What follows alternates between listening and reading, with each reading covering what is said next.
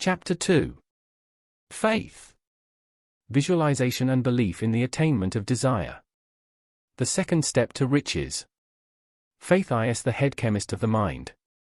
When faith is blended with the vibration of thought, the subconscious mind instantly picks up the vibration, translates it into its spiritual equivalent, and transmits it to infinite intelligence, as in the case of prayer. The emotions of faith, love, and sex are the most powerful of all the major positive emotions. When the three are blended, they have the effect of coloring the vibration of thought in such a way that it instantly reaches the subconscious mind, where it is changed into its spiritual equivalent, the only form that induces a response from infinite intelligence. Love and faith are psychic, related to the spiritual side of humanity. Sex is purely biological and related only to the physical. The mixing, or blending, of these three emotions has the effect of opening a direct line of communication between the finite, thinking human mind and infinite intelligence. How to develop faith? There comes now a statement which will give a better understanding of the importance the principle of autosuggestion assumes in the transmutation of desire into its physical, or monetary, equivalent. Faith is a state of mind which may be induced, or created, by affirmations or repeated instructions to the subconscious mind, through the principle of autosuggestion. As an illustration, consider one main purpose for which, presumably, you are reading this book. The object is, naturally, to acquire the ability to transmute the intangible thought impulse of desire into its physical counterpart, money. By following the instructions laid down in the chapters on autosuggestion and the subconscious mind. As summarized in the chapter on autosuggestion, you can convince your subconscious mind that you believe you will receive that for which you ask. Your subconscious mind will act upon that belief, then pass it back to you in the form of faith, followed by definite plans for procuring that which you desire.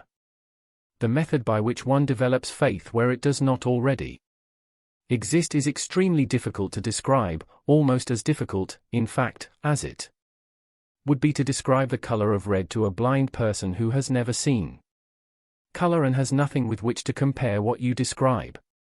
Faith is a state of mind which you can develop at will after you have mastered the 13 principles in this book, because it is a state of mind which develops through voluntary application and use of these principles. Repetition or affirmation of orders to your subconscious mind is the only method of voluntary development of the emotion of faith. Perhaps the meaning will be made clearer through the following explanation of how individuals sometimes become criminals. Stated in the words of a famous criminologist, when people first come into contact with crime, they abhor it. If they remain in contact with crime for a time, they become accustomed to it and endure it. If they remain in contact with it long enough, they finally embrace it and become influenced by it. This is the equivalent of saying that any impulse of thought which is repeatedly passed on to the subconscious mind is finally accepted and acted upon by the subconscious mind, which proceeds to translate that impulse into its physical equivalent, by the most practical procedure available. In connection with this, consider again the statement all thoughts which have been emotionalized, given feeling, and mixed with faith begin immediately to translate themselves into their physical equivalent or counterpart. The emotions, or the feeling portion of thoughts, are the factors which give thoughts vitality, life, and action. The emotions of faith, love, and sex, when mixed together with any thought impulse, give it greater action than any of these emotions can do singly. It is not only those thought impulses which have been mixed with faith, but those which have been mixed with any of the positive emotions, or any of the negative emotions, that can reach and influence the subconscious mind. From this statement you will understand that the subconscious mind will translate into its physical equivalent a thought impulse of a negative or destructive nature just as readily as it will act upon thought impulses of a positive or constructive nature. This accounts for the strange phenomenon, which so many millions of people experience, referred to as misfortune or bad luck. There are millions of people who believe themselves doomed to poverty and failure because of some strange force over which they believe they have no control. They are the creators of their own misfortunes because of this negative belief, which is picked up by their subconscious mind and translated into its physical equivalent.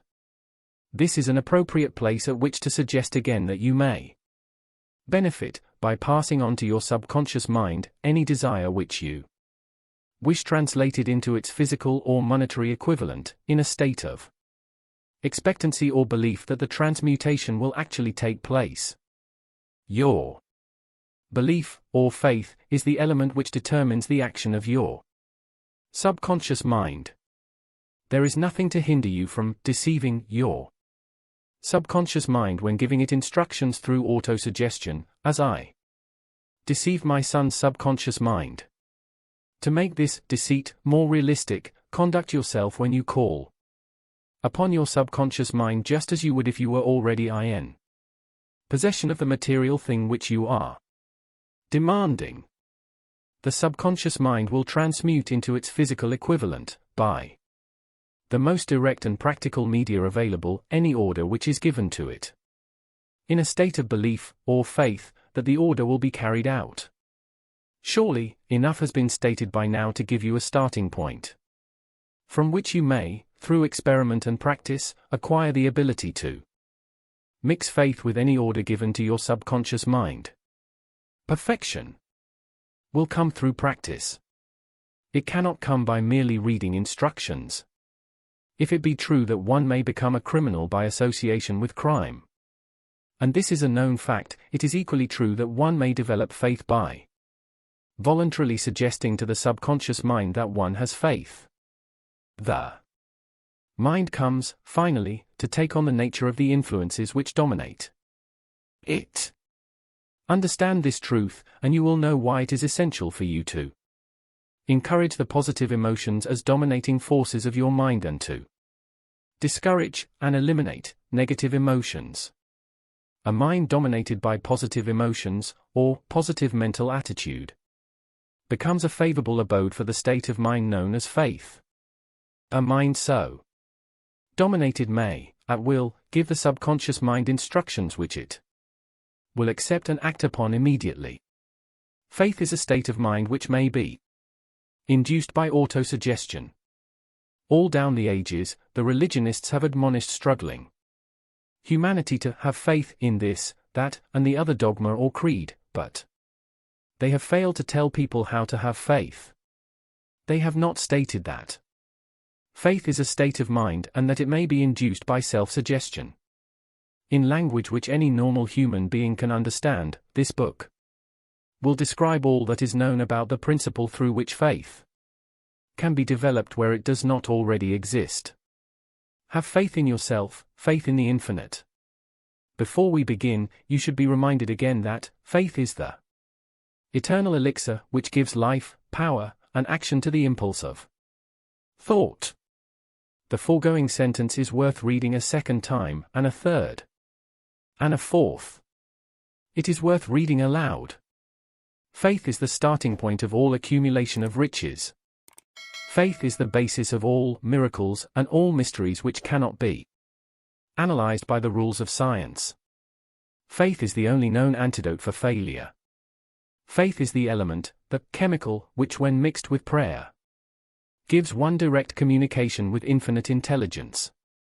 Faith is the element which transforms the ordinary vibration of thought, created by the finite human mind, into its spiritual equivalent. Faith is the only agency through which the cosmic force of infinite intelligence can be harnessed and used by humanity. Every one of the foregoing statements is capable of proof. The proof is simple and easily demonstrated. It is wrapped up in the principle of autosuggestion.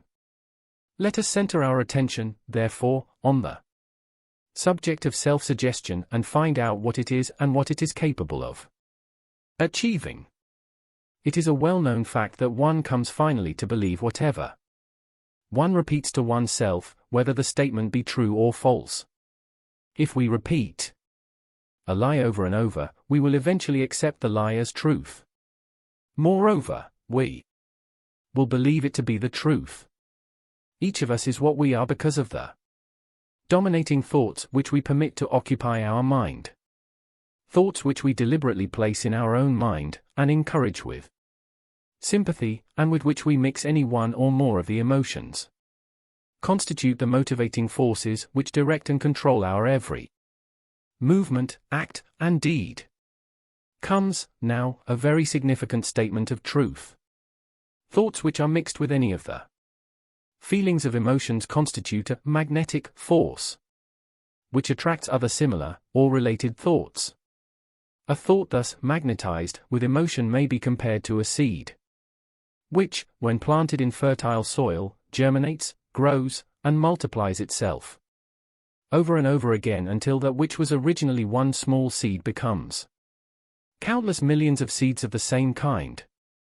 All human experience, and all human thinking, occurs in an environment, in a universe, saturated with radiated energy and signals. From gravity to magnetism, from cosmic rays to X-rays, infrared rays, visible light, sound waves, radar, shortwaves, radio and television signals. We live in a world constantly bombarded by vibrations of energy, though we can perceive directly only the tiniest portion of them. Likewise, thought impulses are vibrations of energy transmitted in some deeply mysterious, and as yet uncomprehended, way as electrical and chemical currents among brain cells. While we do not yet understand and cannot describe scientifically the how of the process, it is clear that thought impulses, like electromagnetic radiation, also are out there somehow, as some experiments with extrasensory perception, or ESP, seem clearly to indicate. Human experience, like the cosmos itself, teems with thought vibrations or influences, both destructive and constructive. It is characterized, at all times, by vibrations of fear, poverty, disease, failure, misery, and vibrations of prosperity, health, success, and happiness, just as surely as the atmosphere carries the sound of hundreds of orchestrations of music, and hundreds of human voices, all of which maintain their own individuality, and means of identification, through the medium of television or radio. From this great storehouse of experience, the human mind is constantly attracting vibrations which harmonize with that which dominates the mind. Any thought, idea, plan, or purpose which one holds in one's mind attracts from the thought vibrations of existence a host of its relatives, adds these relatives to its own force, and grows until it becomes the dominating, motivating master of the individual in whose mind it has been housed. Now, let us go back to the starting point and become informed as to how the original seed of an idea, plan, or purpose may be planted in the mind. The information is easily conveyed. Any idea, plan, or purpose may be placed in the mind through repetition of thought.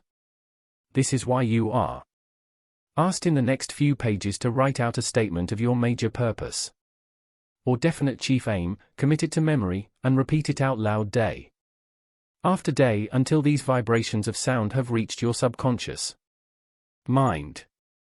We are what we are because of the vibrations of thought which we pick up and register through the stimuli of our daily environment. Resolve to throw off the influences of any unfortunate environment you may have grown up in or now find yourself living in, and to build your own life to order. Taking inventory of mental assets and abilities, you will discover that your greatest weakness is lack of self-confidence. This handicap can be surmounted, and timidity translated into courage, through the aid of the principle of autosuggestion. The application of this principle may be made through a simple arrangement of positive thought impulses, stated in writing, memorized, and repeated until they become a part of the working equipment of your subconscious mind. Self-confidence formula. First, I know that I have the ability to achieve the object of my definite purpose in life, therefore, I demand of myself persistent, continuous action toward its attainment, and I here and now promise to render such action. Second, I realize that the dominating thoughts of my mind will eventually reproduce themselves in outward, physical action, and gradually transform themselves into physical reality. Therefore, I will concentrate my thoughts for 30 minutes daily upon the task of thinking of the person I intend to become, thereby creating in my mind a clear mental picture of that person. Third, I know that through the principle of autosuggestion, any desire that I persistently hold in my mind will eventually seek expression through some practical means of attaining the object. Back of it, therefore, I will devote 10 minutes daily to demanding of myself the development of self-confidence.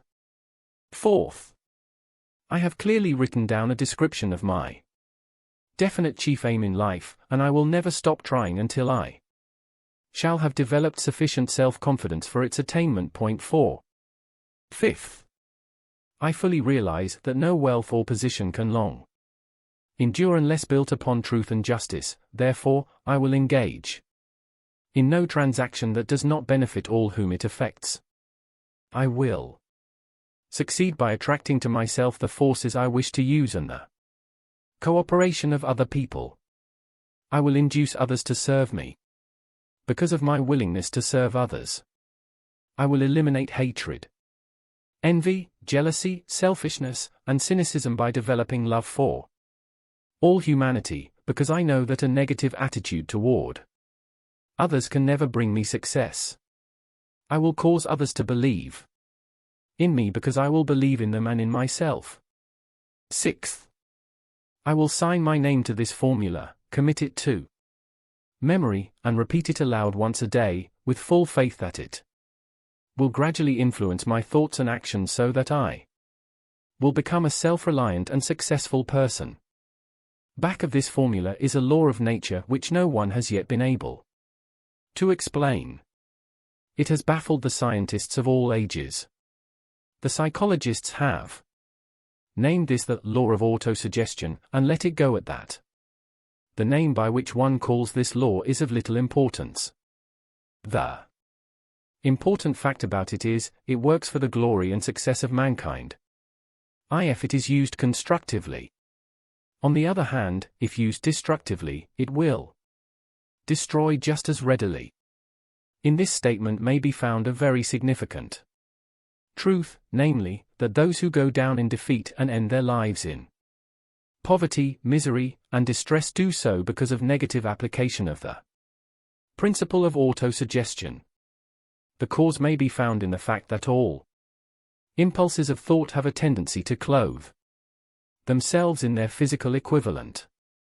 The subconscious mind, the chemical laboratory in which all thought impulses are combined and made ready for translation into physical reality, makes no distinction between constructive and destructive thought impulses. It works with the material we feed it through our thought impulses. The subconscious mind will translate into reality a thought driven by fear just as readily as it will translate into reality a thought driven by courage or faith. The pages of medical history are rich with illustrations of cases of suggestive suicide.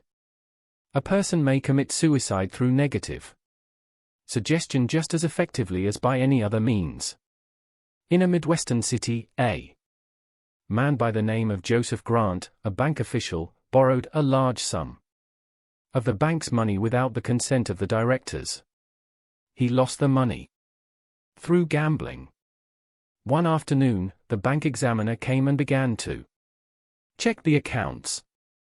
Grant left the bank, took a room in a local hotel, and when they found him 3 days later, he was lying in bed, wailing and moaning, repeating over and over these words, "My God, this will kill me. I cannot stand the disgrace. In a short time he was dead. The doctors pronounced the case one of mental suicide. Just as electricity turns the wheels of industry and renders useful service if used constructively, or can snuff out life if used improperly, so will the law of autosuggestion lead you to peace and prosperity or down into the valley of misery, failure, and death, according to your degree of understanding and application of it. If you fill your mind with fear, doubt, and unbelief in your ability to connect with and use the forces of infinite intelligence, then the law of autosuggestion will take this spirit of unbelief and use it as a pattern by which your subconscious mind will translate it into its physical equivalent. This statement is as true as the statement that 2 and 2 equals 4. Like the wind which carries one ship east and another west, the law of autosuggestion will lift you up or pull you down, according to the way you set your sails of thought. The law of autosuggestion, through which any person may rise to altitudes of achievement which stagger the imagination, is well described in the following verse. If you think you are beaten, you are. If you think you dare not, you don't. If you like to win, but you think you can't, it is almost certain you won't. If you think you'll lose, you're lost. For out of the world we find success begins with a fellow's will. It's all in the state of mind. If you think you are outclassed, you are. You've got to think high to rise. You've got to be sure of yourself before you can ever win a prize. Life's battles don't always go to the stronger or faster man. But soon or late the man who wins is the man who thinks he can. Observe the words which have been emphasized and you will catch the deep meaning the poet had in mind. Somewhere in your makeup, perhaps in the cells of your brain, there lies sleeping the seed of achievement which, if aroused and put into action, would carry you to heights such as you may never have hoped to attain. Just as a master musician may cause the most beautiful strains of music to pour forth from the strings of a violin, so may you arouse the genius which lies asleep in your brain and cause it to drive you upward to whatever goal you may wish to achieve. Abraham Lincoln was a failure at everything he tried until he was well past the age of 40. He was a Mr. Nobody from nowhere until a great experience came into his life, aroused the sleeping genius within his heart and brain, and gave the world one of its truly great men. That experience was mixed with the emotions of sorrow and love. It came to him through Anne Rutledge, the only woman he ever truly loved. It is a known fact that the emotion of love is closely akin to the state of mind known as faith because love comes very near to translating one's thought impulses into their spiritual equivalent. During my long years of research, I discovered from the analysis of the life work and achievements of hundreds of people of outstanding accomplishment that there was the influence of a spouse's love back of nearly every one of them. If you wish evidence of the power of faith, study the achievements of men and women who have employed it. At the head of the list comes the Nazarene. Christianity is one of the greatest single forces ever to influence the minds of people. The basis of Christianity is faith, no matter how many people may have perverted or misinterpreted the meaning of this great force, and no matter how many dogmas and creeds have been created in its name which do not reflect its tenets. The sum and substance of the teachings and the achievements of Christ, which have been interpreted as miracles, were nothing more nor less than faith. If there are any such phenomena as miracles, they are produced only through the state of mind known as faith. Some teachers of religion and many who call themselves Christians neither understand nor practice faith. Faith is the cornerstone of every great religion. The Old Testament psalmist has written, O love the Lord, all ye his saints, for the Lord preserveth the faithful, and plentifully rewardeth the proud door. The Apostle Luke tells us, and Stephen, full of faith and power, did great wonders and miracles among the people, and Mark reports Jesus as saying, Daughter, thy faith hath made thee whole, go in peace, and be whole of thy plague. The prophet says in the Quran, surely those who believe and do good, their Lord will guide them by their faith, there shall flow from beneath them rivers in gardens of bliss. In the Analects of Confucius, the Master says, hold faithfulness and sincerity as first principles, and be moving continually to what is right. This is the way to exalt one's virtue. In the Bhagavad Gita we find, the faith of each is in accordance with one's own nature. A person is known by the faith one can become whatever one wants to be, if one constantly contemplates on the object of desire with faith.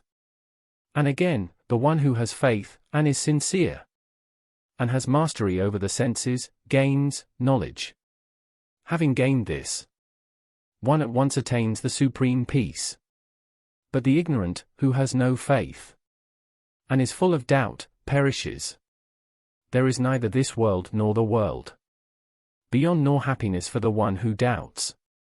Let us consider the power of faith as it was demonstrated by Mahatma Gandhi of India, who exhorted his followers to be the change you want to see in the world. In this man the world had one of the most astounding examples known to civilization of the possibilities of faith. Gandhi wielded more power than any other person living in his time, and yet, he had none of the orthodox tools of power such as money, battleships, soldiers, and materials of warfare. Gandhi had no money, he had no home. He did not own a suit of clothes, but he did have power. How did he come by that power? He created it out of his understanding of the principle of faith and through his ability to transplant that faith into the minds of 200 million people. Gandhi accomplished through the influence of faith that which the strongest military power on earth could not then, and never will, accomplish through soldiers and military equipment. He accomplished the astounding feat of influencing 200 million minds to coalesce and move in unison, as a single mind. What other force on earth except faith could do as much? There will come a day when employees, as well as employers, will discover the possibilities of faith. That day is dawning. The whole world has had ample opportunity during the recent worldwide economic downturn to witness what the lack of faith will do to business. Surely, civilization has produced a sufficient number of intelligent human beings to make use of this great lesson which has been taught the world. During this time of difficulty, the world had evidence in abundance that widespread fear can paralyze the wheels of industry and business. Out of this experience will arise leaders in business and industry who will profit by the example which Gandhi set for the world, and they will apply to business the same tactics which he used in building the greatest following known in the history of the world. These leaders will come from the rank and file of the unknown who now labor in the steel plants, the coal mines, the factories, and in the small towns and cities of America. Business is due for a reform, make no mistake about this. The methods of the past, based upon economic combinations of force and fear, will be supplanted by the better principles of faith and cooperation. People who labor will receive more than daily wages. They will share more and more in profits from the business, the same as those who supply the capital for business. But first they must give more to their employers and stop bickering and bargaining by force, at the expense of the public. They must earn the right to profit sharing. Moreover, and this is the most important thing of all, they will be led by leaders who will understand and apply the principles employed by Gandhi. Only in this way can leaders get from their followers the spirit of full cooperation which constitutes power in its highest and most enduring form. 7. This stupendous age in which we live and from which we are just Emerging has taken the soul out of people. Its leaders have driven workers. As though they were pieces of cold machinery, they were forced to do so by the employees who bargained, at the expense of all concerned, to get and not to give. The watchword of the future will be human happiness and contentment, and when this state of mind shall have been attained, the production will take care of itself more effectively than anything that has ever been accomplished where workers did not, and could not, mix faith and individual interest with their labor. Because of the need for faith and cooperation in operating business and industry, it is both interesting and profitable to analyze an event which provides an excellent understanding of the method by which industrialists and business people accumulate great fortunes, by giving before they try to get. The event chosen for this illustration dates back to 1900, when the United States Steel Corporation was being formed. As you read the story, keep in mind these fundamental facts and you will understand how ideas have been converted into huge fortunes. First, the huge United States Steel Corporation was born in the mind of Charles M. Schwab in the form of an idea he created through his imagination. Second, he mixed faith with his idea. Third, he formulated a plan for the transformation of his idea into physical and financial reality. Fourth, he put his plan into action with his famous speech at the University Club.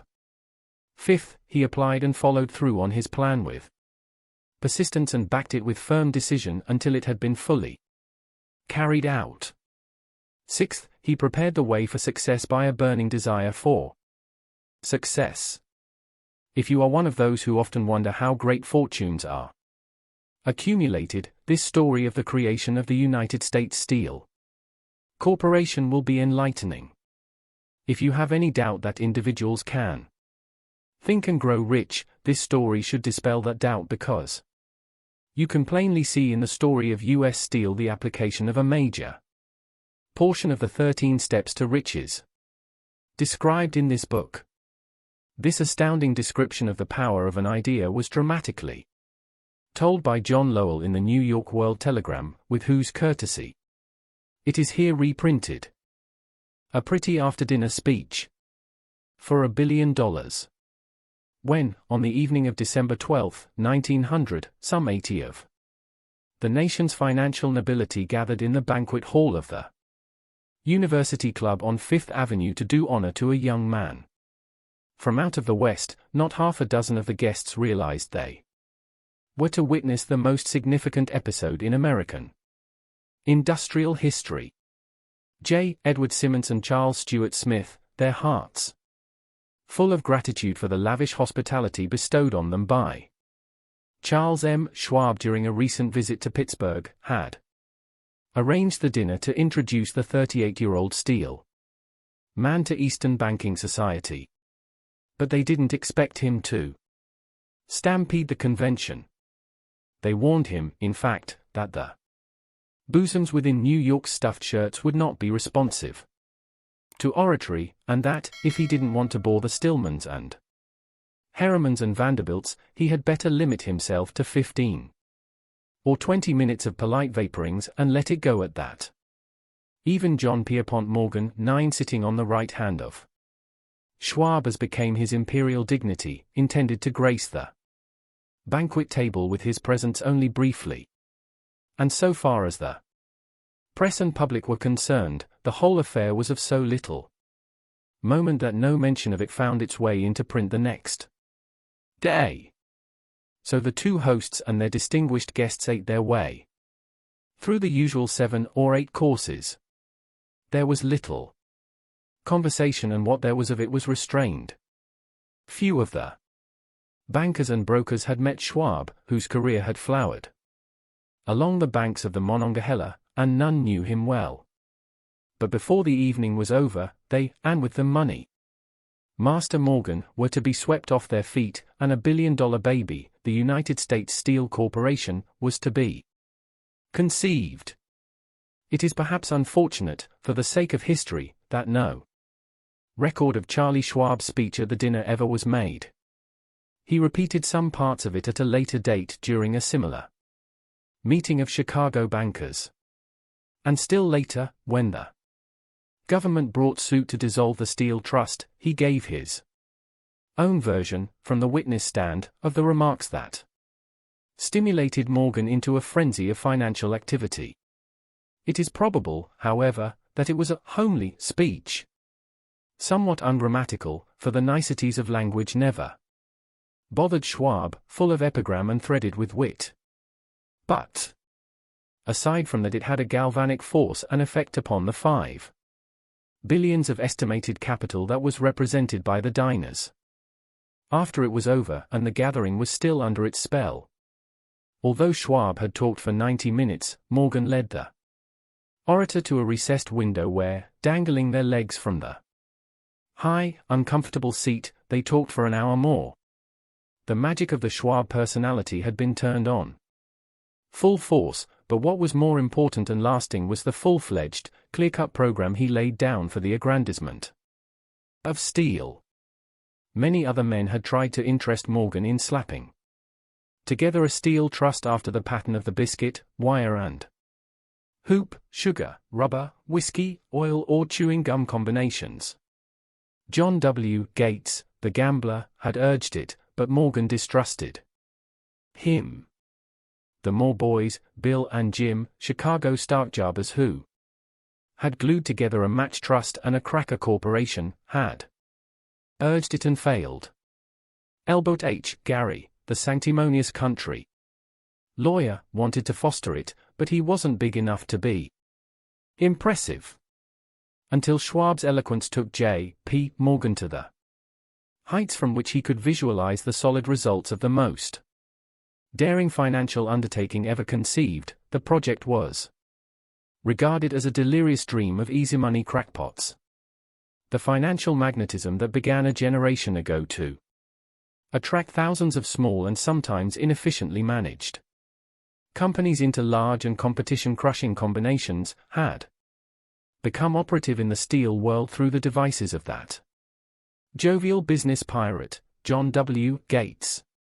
Gates already had formed the American Steel and Wire Company out of a chain of small concerns, and together with Morgan had created the Federal Steel Company. The National Tube and American Bridge Companies were 2 more Morgan concerns, and the Moore brothers had forsaken the match and cookie business to form the American Group, Tin Plate, Steel Hoop, Sheet Steel, and the National Steel Company. But by the side of Andrew Carnegie's gigantic vertical trust, a trust owned and operated by 53 partners, those other combinations were picayune. They might combine to their hearts' content, but the whole lot of them couldn't make a dent in the Carnegie organization, and Morgan knew it. The eccentric old Scot knew it, too. From the magnificent heights of Skibbo Castle he had viewed, first with amusement and then with resentment, the attempts of Morgan's smaller companies to cut into his business. When the attempts became too bold, Carnegie's temper was translated into anger and retaliation. He decided to duplicate every mill owned by his rivals. Hitherto, he hadn't been interested in wire, pipe, hoops, or sheet.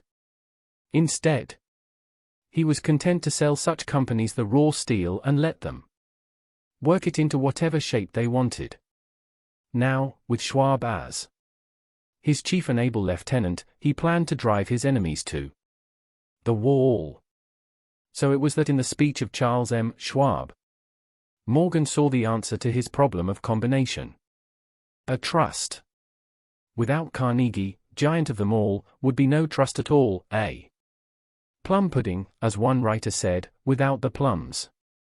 Schwab's speech on the night of December 12, 1900, undoubtedly carried the inference, though not the pledge, that the vast Carnegie enterprise could be brought under the Morgan tent.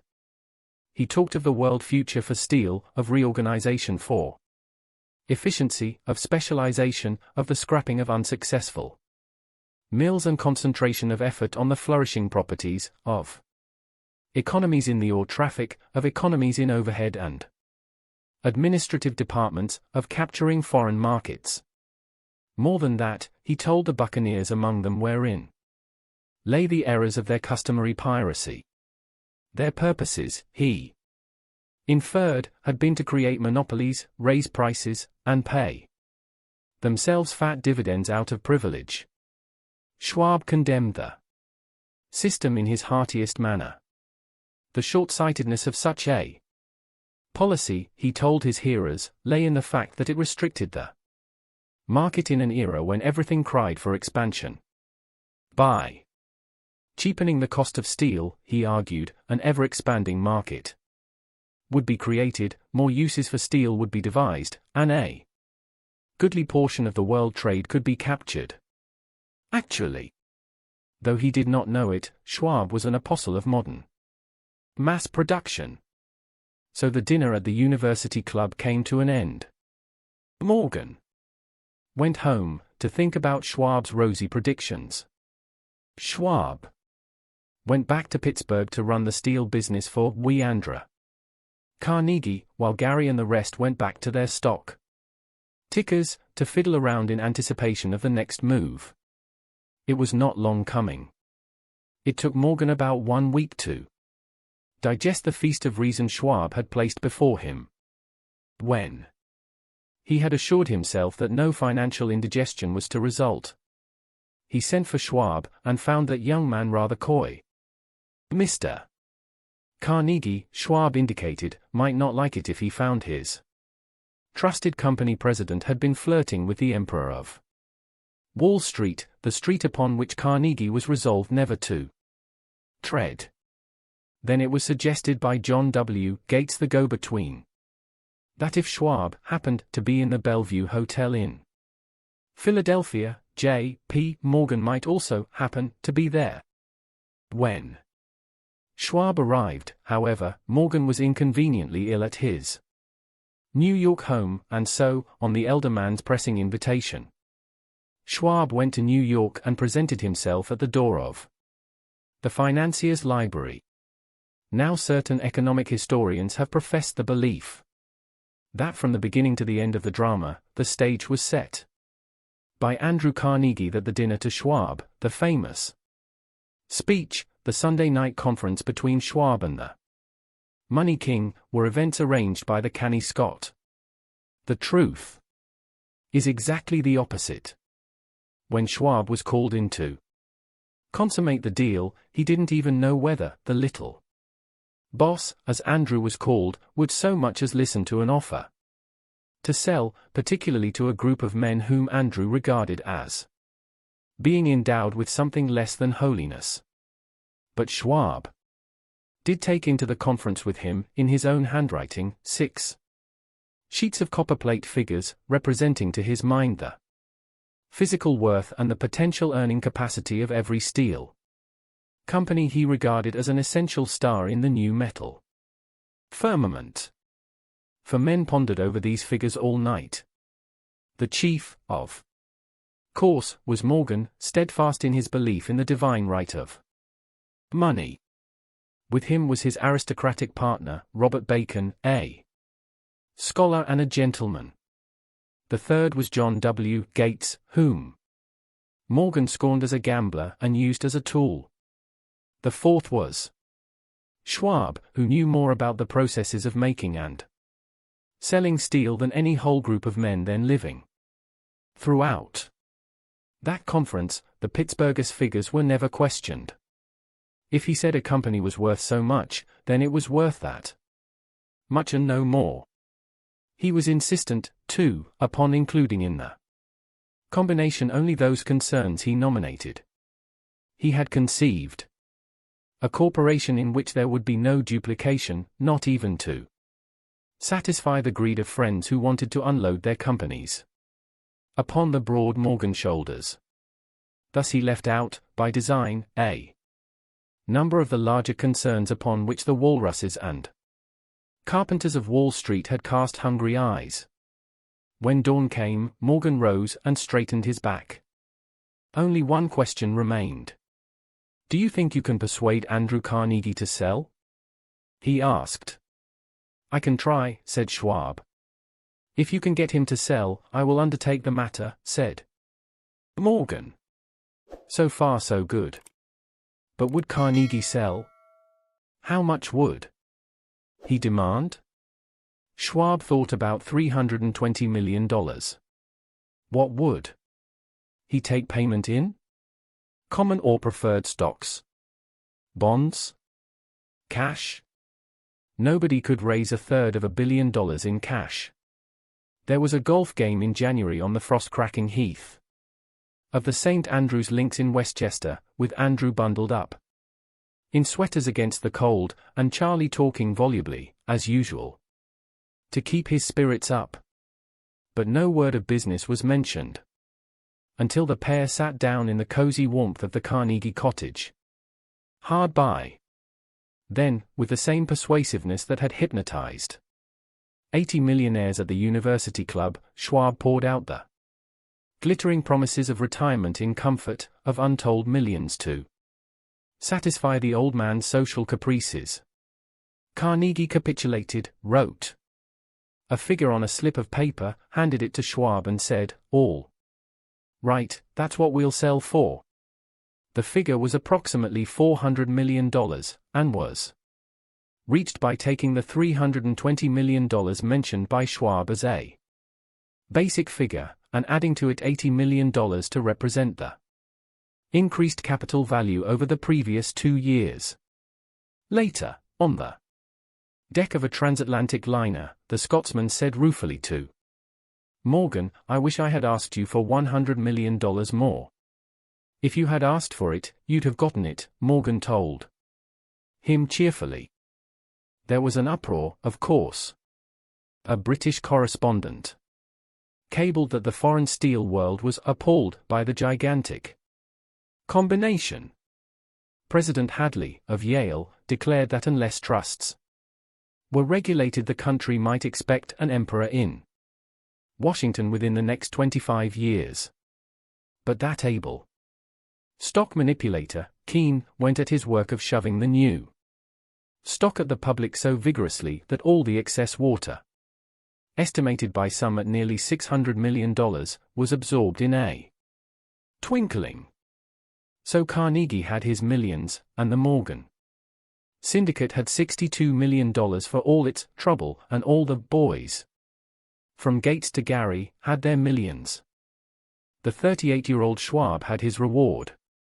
He was made president of the new corporation and remained in control until 1930. The dramatic story of big business, which you have just finished, was included in this book because it is a perfect illustration of the method by which desire can be transmuted into its physical equivalent. I imagine some readers will question the statement that a mere intangible desire can be converted into its physical equivalent. Doubtless. Some will say, you cannot convert nothing into something. The answer is in the story of United States Steel. That giant organization was created in the mind of one man. The plan by which the organization was provided with the steel mills that gave it financial stability was created in the mind of the same man.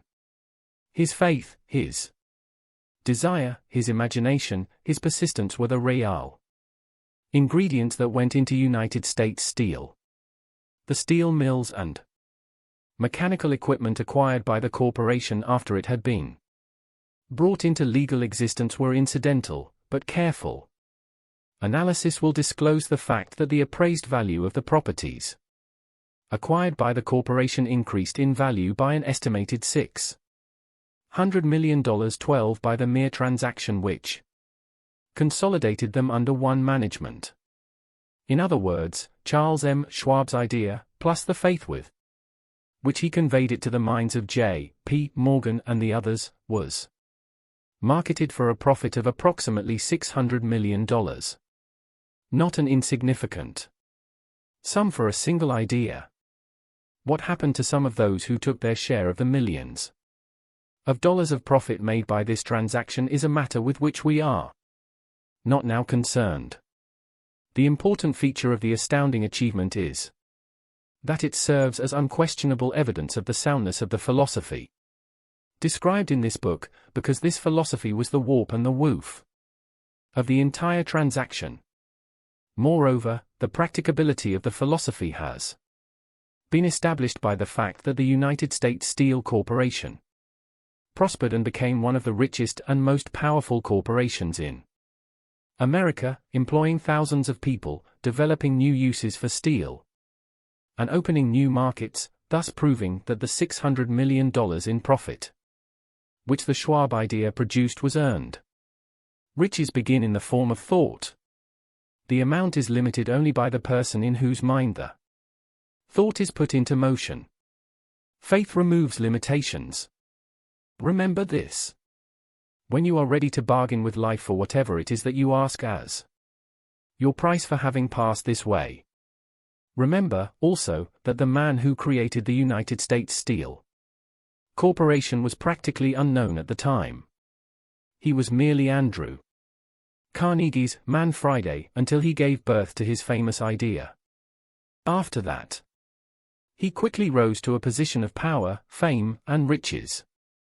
And he rose, like all great achievers, on the wings of faith, which can be created by a powerful force known as autosuggestion.